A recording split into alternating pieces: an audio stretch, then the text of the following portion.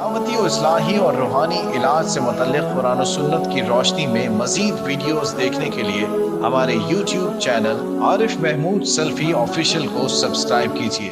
نحمدہ و نصلی علی رسولہ الکریم، اما بعد، اعوذ باللہ من الشیطان الرجیم، من حمزہ ونفخہ ونفثہ۔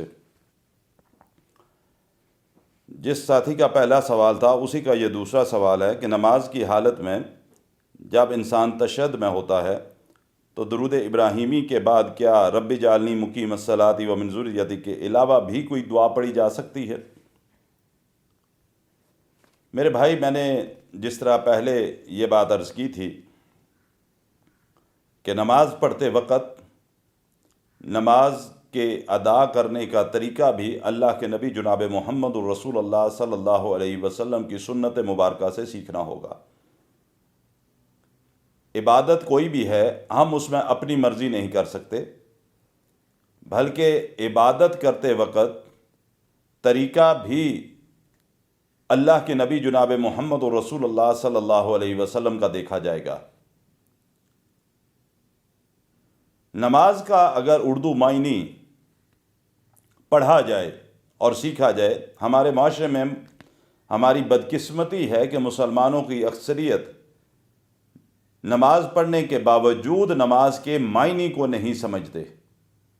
عربی کی زبان ہماری چونکہ زبان نہیں ہے اور عربی زبان ہم سیکھتے بھی نہیں ہیں، جتنی محنت دوسری زبانیں سیکھنے پر کرتے ہیں، عربی کے حوالے سے ہم انتہائی کوتاہی برتتے ہیں۔ قرآن عربی کے اندر نازل ہوا، لیکن قرآن بھی ہم صرف ثواب سمجھ کے اس کو عربی کے اندر اس کی تلاوت کر لیتے ہیں۔ اسی وجہ سے قرآن ہماری زندگیوں کے اندر انقلاب نہیں لا سکا۔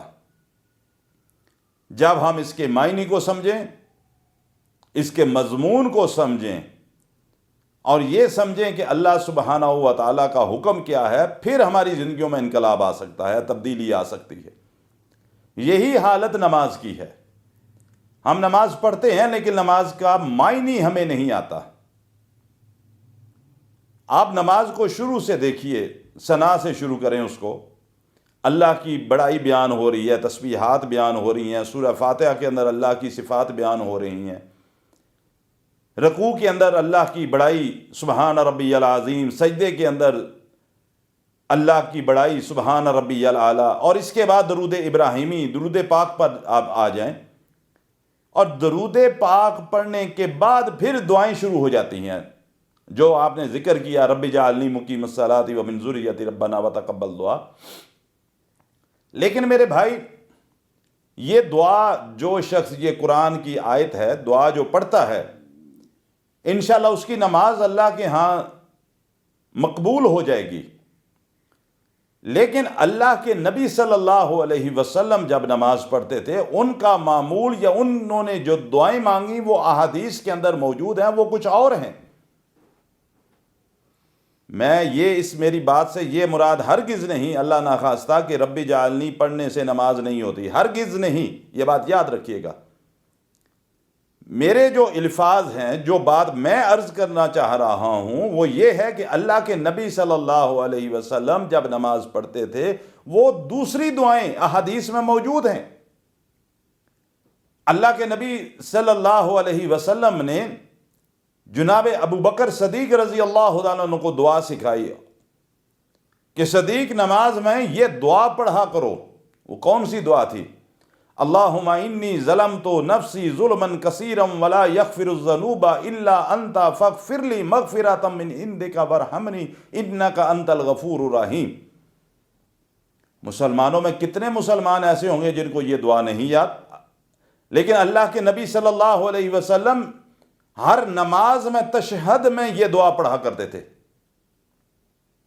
اور ایک بات میں اکثر یہ بات کہا کرتا ہوں، دعا کو پڑھنے کے ساتھ اس کو نہ جوڑیں۔ دعا ہمیشہ مانگی جاتی ہے، مانگنا اور پڑھنے میں فرق ہے۔ مثال کے طور پہ یہی دعا اللہم انی ظلمت نفسی ظلما کثیرا، اگر پڑھنی ہے تو بندہ روانی سے رٹا لگایا ہوا ہے، وہ پڑھ جائے گا۔ نہ اس کا دل اس طرف متوجہ ہوا، نہ اس کا دماغ اس معاملے کے طرف حاضر ہوا۔ اللہم انی اعوذ بک من عذاب القبر واعوذ بک من عذاب جہنم واعوذ بک من فتنۃ المسیح الدجال واعوذ بک من فتنۃ المحیا والممات. یہ دعا کس نے پڑھی؟ امام الانبیاء محمد رسول اللہ نے صلی اللہ علیہ وسلم. نماز کی حالت میں درود ابراہیمی کے بعد تشہد میں. لیکن ان دعاؤں کو ہم یہ نہ سمجھیں ہم نے پڑھنا ہے ایک روانی سے، اللہم انی اعوذ بک من عذاب القبر واعوذ بک من عذاب جہنم. پتہ ہی نہیں ہے، نہ قبر کا تصور ہے، نہ جہنم کی سوچ ہے. دعائیں مانگنا شروع کیجئے. جب ہم دعائیں مانگیں گے ہمیں ان کے معنی ہمارے ذہنوں میں آئیں گے. اللہم انی اعوذ بک من عذاب القبر، اللہ مجھے قبر کے عذاب سے بچا. قبر کا تصور ذہن میں ہو کہ وہ لحد جو 1 فٹ کے قریب مشکل سے چوڑی ہے، وہاں میرا یہ جسم جائے گا، میرے گھر والے اوپر سلیبز رکھ کر مٹی ڈال دیں گے، کوئی اندر بلب نہیں لگا ہوا، کوئی روشنی نہیں. وہاں کون ہے جو میرے اوپر یا میری اس حالت کے اندر میری مدد کر سکتا ہے؟ جب تک قبر کا تصور نہیں ہوگا، میں اس حالت کو امیجن نہیں کروں گا، اس وقت تک میرے اندر تبدیلی نہیں آئے گی. اللہم انی اعوذ بک من عذاب القبر، اللہم انی اعوذ بک من عذاب جہنم. جب تک جہنم کا تصور نہیں آئے گا میرے دل اور دماغ کے اندر، میری نماز کے اندر خشوع نہیں پیدا ہو سکتا. وہ جہنم جو آگ اللہ نے بھڑکا رکھی ہے، آپ ایک ماچس کی جو ہے وہ اس کو جلائیں، اس کی تیلی کو، اس کا کتنا چھوٹا سا شعلہ ہوتا ہے، ہم اس کے اوپر ہاتھ نہیں رکھ سکتے، ہاتھ جل جاتا ہے. تھوڑی دیر کے لیے یہ لائٹس بند ہو جائیں، ہم سے بیٹھنا مشکل ہو جائے گا. اور وہ جہنم جو آگ اللہ نے بھڑکا رکھی ہے اپنے نافرمانوں کے لیے، مجرموں کے لیے، اس کا ہمیں تصور ہی نہیں آتا. میرے بھائی، تشہد کی حالت میں وہ دعائیں خاص طور پر جو اللہ کے نبی صلی اللہ علیہ وسلم نے خود پڑھی ہیں ان کو پڑھنا شروع کرو. وہ بہترین دعائیں ہیں، جامع دعائیں ہیں. ان کے اندر دنیا بھی انسان مانگ رہا ہوتا ہے، اپنی آخرت کو بھی مانگ رہا ہوتا ہے. دنیا کی آسائش بھی، اللہم انی اعوذ بک من فتنۃ المسیح الدجال واعوذ بک من فتنۃ المحیا والممات. دنیا کے فتنوں سے بھی بچنے کے لیے اللہ سے دعا مانگی جا رہی ہے، موت کے وقت کے جو فتنے ہیں ان سے بچنے کے بھی اللہ سے دعا مانگی جا رہی ہے. ان کے معنی کو سمجھ کے یہ دعائیں پڑھنا شروع کریں.